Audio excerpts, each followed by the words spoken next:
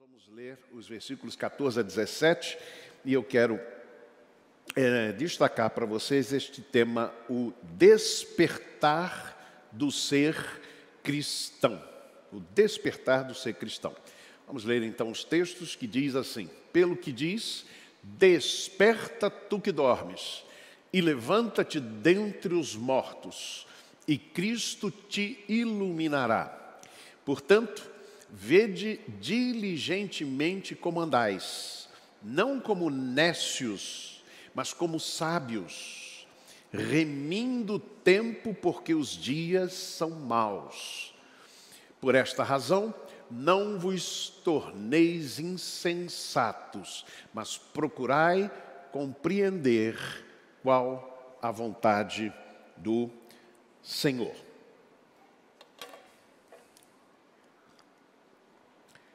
Estava acontecendo um culto numa cidadezinha pequena, a igreja daquela cidade. E os irmãos estavam então naquele culto, mas era época de carnaval. E alguém, um jovem, resolveu se fantasiar de diabo. Não? Pintou a sua pele com tinta vermelha, não? Botou aqueles chifres, arrumou um tridente, etc. E foi andando pela rua em direção lá ao baile de fantasias. Só que começou a chover. E ele procurou abrigo porque a tinta dele era solúvel na água. E ele, o primeiro lugar que viu foi a igreja. Correu para dentro da igreja.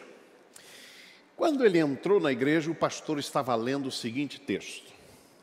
1 Pedro 5,8. Sede sóbrios, vigiai, porque o diabo, vosso adversário, anda em derredor, bramando como um leão, buscando a quem possa tragar. Quando o pastor, ao terminar de ler, levantou os olhos e viu o rapaz fantasiado de diabo, o pastor saiu pela porta do fundo. Aqui eu não teria como fugir, né? Não tem porta aqui para o fundo. Os irmãos se espantaram com a saída do pastor e o pessoal que estava na plataforma, os diáconos, etc. Né?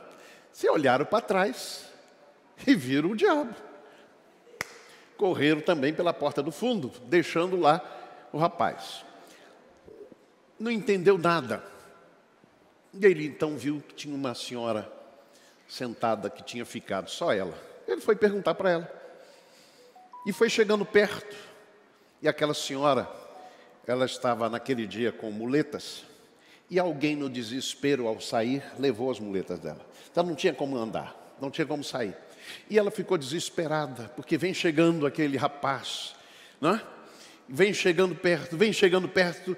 Quando chegou perto dela, ela disse: olha aqui, seu diabo, eu sou membro dessa igreja há 30 anos, mas eu sempre estive do seu lado. Seria cômico se não fosse trágico. O que é ser cristão? Não é? De que lado você está? Como alguém se torna um cristão? Mas qual é a essência do ser cristão? John Stott, no seu livro Como Ser Cristão, um livro precioso, e de 2016, a última publicação feita pela Ultimato, ele descreve 3 aspectos que descrevem, digamos, o que não é ser um cristão. Primeiro ele diz, não é um credo. Não é isso que forma a essência do cristianismo, do ser cristão. Não é crer na doutrina certa. Não é isso. Em segundo lugar, ele disse, não é um código de conduta. Não é se comportar bem. Não é isso que trata da essência ou toca na essência do ser cristão. E a terceira não é um culto. É o fato de você ir à igreja, cultuar, participar das celebrações, ou o cristianismo não é, na sua essência, um sistema de adoração religiosa ou um conjunto de cerimônias. Não é só isso. Não é isso que trata ou que toca na essência do ser cristão.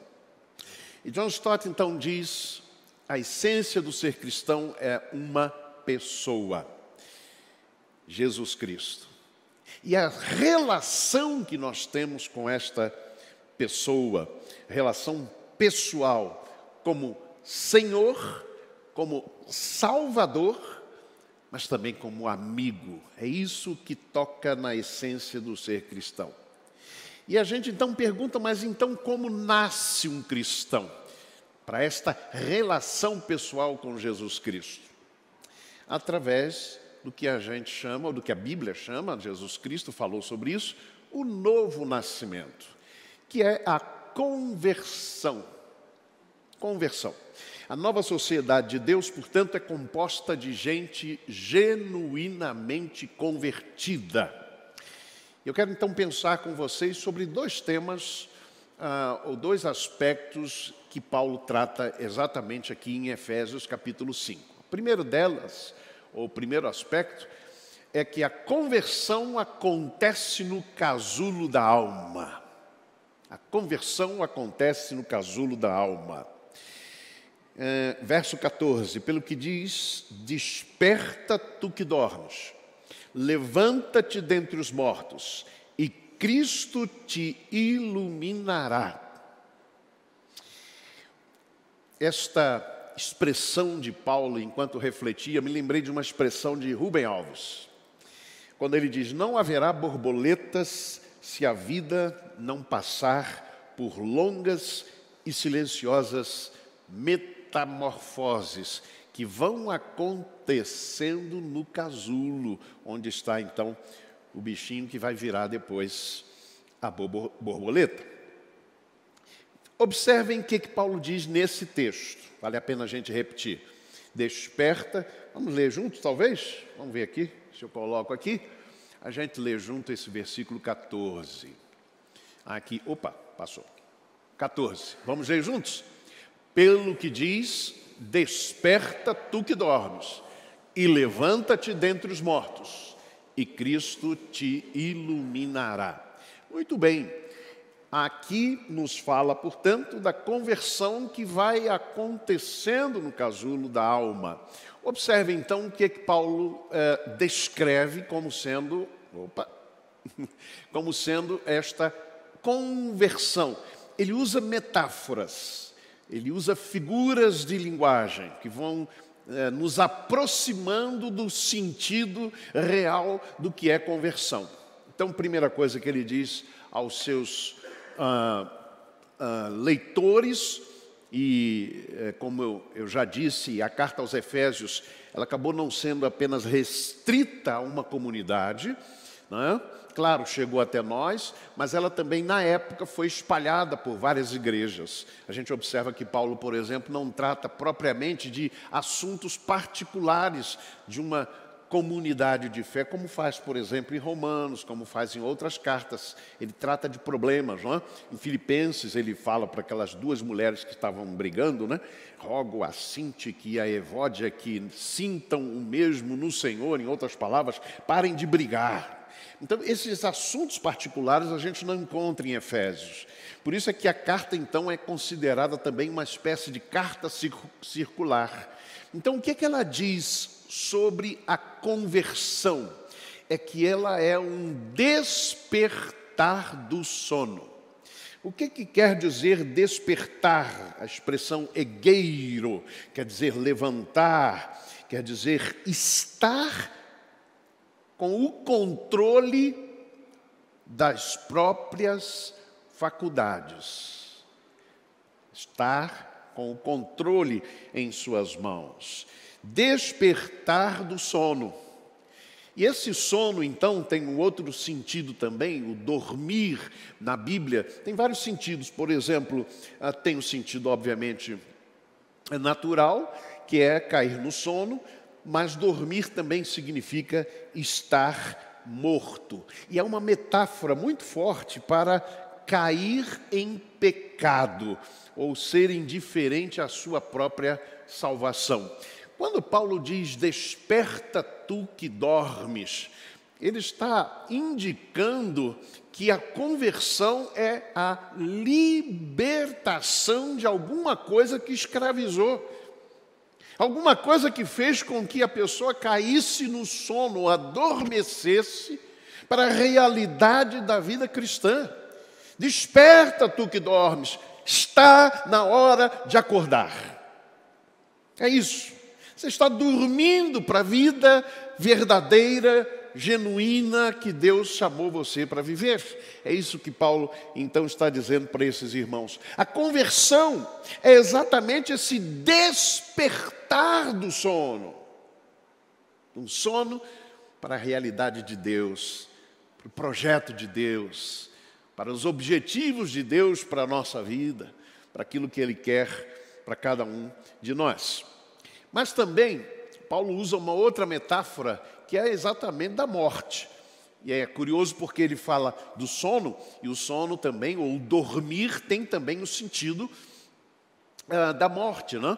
Vocês vão se lembrar, no Jornal Batista era muito comum aparecer quando alguém falecia, os que dormiram no Senhor, que é uma expressão que também aparece aí na Bíblia, no Novo Testamento. Então, a conversão que acontece no casulo da alma significa também este ressuscitar dentre os mortos. Gente, aqui nós temos um conceito sobre a sociedade sem Deus, um conceito muito forte no apóstolo Paulo e em todo o Novo Testamento, é que a sociedade sem Deus, é que a sociedade não convertida, não regenerada, está na morte, ou está morta. Morta espiritualmente, mas também a gente poderia morta existencialmente, poderia dizer assim também. Esse é um conceito muito forte. Paulo, ao escrever aos Efésios, ele diz isso. Antes estáveis mortos em vossos delitos e pecados. Então, observem isto. Quando ele diz, desperta tu que dormes, levanta-te dentre os mortos. Ele está dizendo, saia deste contexto em que você está vivendo e que tem a ver com morte. Saia desta necrópolis. Aliás, uma coisa muito curiosa, eu descobri numa das viagens que fiz a Roma, por exemplo, fui visitar ali aqueles lugares, aquelas catacumbas onde os cristãos foram enterrados, não é? E ali eu aprendi uma coisa muito interessante, é que os locais onde se enterravam os mortos, de um modo geral da sociedade, chamava necrópolis, que significava exatamente local, cidade dos mortos. Necros, não é? E polis. Polis é cidade. Os cristãos não se conformaram com esta expressão e eles então deram um novo nome para os lugares onde eles enterravam os seus mortos. Eles chamavam coemiterium. E o que quer dizer coemiterium? Quer dizer dormitório. É muito interessante isso porque contrasta com o que Paulo está dizendo. Porque aqui ele fala tanto da morte, ou ele fala da morte, não no sentido dessa morte, por exemplo, no Senhor. Mas ele fala da morte como aquele estado de morte espiritual. Desperta tu que dormes, levanta-te da necrópolis. Levanta-te da necrópolis. Isso é muito importante a gente perceber o conceito paulino, o conceito bíblico sobre a sociedade que não segue Jesus Cristo. Terceiro aspecto, terceira metáfora, é quando ele diz que é uma transformação das trevas em luz. Mas é muito importante porque Paulo não diz aqui nesse texto que eles antes viviam nas trevas e agora em Cristo, a partir da conversão, viviam na luz. Não, ele diz antes, vocês eram trevas, mas agora sois luz no Senhor. Não é o ambiente simplesmente, mas tem a ver exatamente com a própria vida. Vocês agora são luz no Senhor. Vocês foram transformados. Vocês não são mais parte das trevas. Parem de imitar aqueles que vivem nas trevas. Vocês são luz no Senhor. E a gente sabe o que acontece com a luz, né? Quando você está num lugar muito escuro, você acende uma pequena luz. E aquela pequena luz pode se intensificando e vai iluminando todo o lugar escuro. Fizemos isso no ano passado aqui no Natal, ou Ano Novo, não me lembro exatamente quando fizemos aqui, lembra? A gente pegou uma vela, né? E eu passei, não sei se foi ano passado, retrasado, sei lá. Eu peguei uma vela, acendi, nós apagamos tudo aqui, e aí nós fomos passando de um em um, e cada vez que um ia passando para o outro, aquela pequena chama foi se iluminando todo o ambiente. Vocês agora são luz no Senhor. Vocês foram transformados. Não voltem mais a andar em trevas, porque vocês são luz no Senhor. Então observem, portanto, que a conversão tem esses três sentidos. É despertar de um sono, ressuscitar dentre os mortos, viver de novo, e é também transformar-se ou ser transformado de trevas em luz. Isso nos leva ao segundo aspecto desse texto, que tem a ver com a conversão que se mostra no andar diferente. O primeiro aspecto foi mostrar o que é, afinal de contas, a conversão. O que é que ela faz, o que é que acontece. Agora é o resultado da conversão, e é isto que Paulo, sobretudo, quer dizer ao dizer: desperta tu que dormes. Vocês precisam andar agora como luz do Senhor. Se sois filhos da luz, andai como filhos da luz, como nós já vimos no capítulo 5, quando Paulo começa lá no versículo 1 a falar sobre isso. Opa, pensei que estava aqui o texto, mas não está. Vejam a partir do versículo 15 até 17. Acompanhem aí. Portanto, vede diligentemente como andais, não como nécios, mas como sábios, usando bem cada oportunidade, porquanto os dias são maus. Por isso não sejais insensatos, mas entendei qual seja a vontade do Senhor. Há três aspectos aqui, obrigado, botou ali. Há três aspectos aqui importantes, e o primeiro deles é isto. Característica desta conversão ou da consequência da conversão. Primeiro, tem a ver com uma sabedoria prática. Sabedoria prática. Vede diligentemente como andais, não como nécios, mas como sábios. E aí ele continua, usando bem cada oportunidade, ou remindo o tempo. Bom, observe, há muita confusão no nosso mundo, na nossa sociedade, o que vem a ser sabedoria, não? A sociedade, de modo geral, valoriza muito mais conhecimento, informação, e muito mais do que sabedoria. Sabe o que é sabedoria? A sabedoria não é mero acúmulo de conhecimento, mas é o uso correto, adequado, abençoador e abençoado do conhecimento, da informação. É isto que é sabedoria. A Bíblia valoriza e supervaloriza, é claro que ela dá também valor ao conhecimento, mas ela valoriza, acima de tudo isso, a sabedoria. O conhecimento sem sabedoria não tem nenhum valor. Não tem nenhum valor. Você pode ter títulos acadêmicos, você pode ter informação grande, pode ter uma mente brilhante em termos da inteligência, por exemplo, no sentido que se dá na sociedade de modo geral. Mas se você não tiver inteligência, um que é coeficiente de inteligência, não é emocional, mas espiritual, que te conduz à sabedoria, a saber como usar bem o conhecimento que você adquiriu, então não vale nada. A sabedoria prática, porque não é apenas conhecimento, mas tem a ver com prática, como isso se estabelece na vida prática, como te ajuda de fato a construir um caminho de vida abençoador e que seja também abençoado para a sua vida. Esta sabedoria prática é fruto da conversão. Fruto da conversão. A Bíblia diz que a sabedoria vem de Deus. Ela vem do Senhor.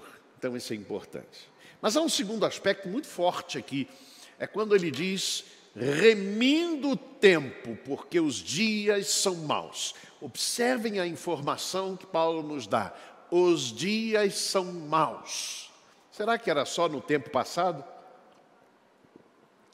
Ou será que hoje também a gente poderia dizer, os dias são maus? Creio que esta palavra tem muito a ver com este tempo nosso presente. Os dias são maus. Precisamos aprender a remir o tempo. Mas o que quer dizer remir o tempo? Remir significa comprar de volta, adquirir. Estava muito ligado à ideia do escravo. Do escravo. Você remia, fazia a remissão do escravo, comprando a liberdade dele, comprando ele de volta. Sabe o que eu aprendo com esta expressão, remindo o tempo, porque os dias são maus? Aquilo que eu disse há pouco. É que nós, muitas vezes, estamos escravizados. Somos escravos. E o texto nos diz que a gente precisa remir o tempo da sua escravidão. O tempo aqui é o kairos, né? As expressões gregas para tempo, uma delas é kairos. Kairos é o tempo adequado, a oportunidade, e isso é importante para nós. Eu preciso aprender a remir ou comprar de volta o tempo e como eu estou usando o tempo. Como eu estou aproveitando as oportunidades do tempo que me é dado. Isso é muito importante. E, em terceiro lugar, o apóstolo aqui nos traz o discernimento da vontade de Deus. Gente, qual é a vontade de Deus? Vocês sabem qual é a vontade de Deus? Há uma vontade de Deus geral, está na Bíblia. E há 3 ou 4 versos que descrevem qual é especificamente a vontade de Deus. Por exemplo, em Tessalonicenses ele diz, e esta é a vontade de Deus, a vossa santificação. Então a santificação é vontade explícita de Deus. Em tudo dai graças, porque esta é a vontade de Deus. No segundo texto que nos traz. Um terceiro que a gente poderia dizer, embora não apareça propriamente esta expressão à vontade, é quando Paulo, escrevendo a Timóteo, ele diz que Deus quer que todos os homens, mulheres também, sejam salvos e cheguem ao conhecimento da verdade. Portanto, a vontade de Deus é que todas as pessoas experimentem a sua salvação. Fora esses 3 textos, há muito poucos outros, talvez 1 ou 2, que falem explicitamente a vontade de Deus. Entretanto, quando Paulo escreve aos Romanos capítulo 12, ele diz que devemos entregar os nossos corpos em sacrifícios vivos, santos e agradáveis a Deus, que é o vosso culto racional. E que fazendo isso a gente vai experimentar a boa, a agradável e a perfeita vontade de Deus. É muito interessante isso, porque há um autor que escreveu um estudo muito interessante, Conhecendo Deus e Fazendo Sua Vontade, Blackab é o nome dele. Esse autor norte-americano escreve naquele texto algo muito curioso. Ele diz que ele foi convidado para conhecer uma fazenda lá do seu amigo, não é? E o amigo então deu para ele um mapa. Falou, olha, aqui você vai seguindo por tal estrada, aí você vai virar à direita em tal lugar assim, assim, né?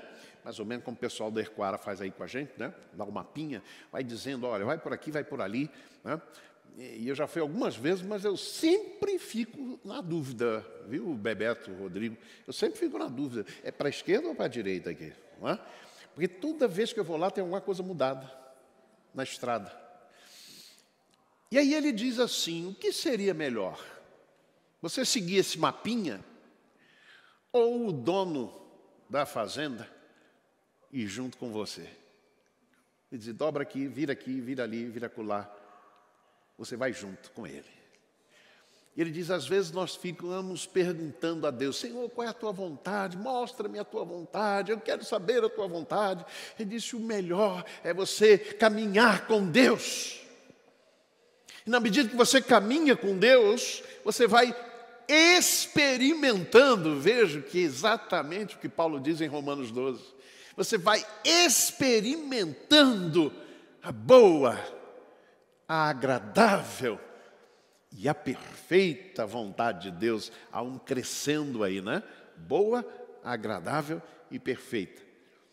Talvez num primeiro momento, quando você descobre o que Deus quer para a sua vida, ou você experimenta o que Deus quer para a sua vida, você tem convicção, é isso que Deus quer para a minha vida, você diz, não é o que eu gostaria de fazer, não é bem isso. Tá bom, eu vou fazer, é boa. E na medida que você vai fazendo, você experimenta como? Como é que diz? Boa, agradável. É agradável. Mas finalmente você vai perceber que a vontade de Deus sempre será a perfeita vontade para a nossa vida. O plano de Deus é sempre o melhor, né?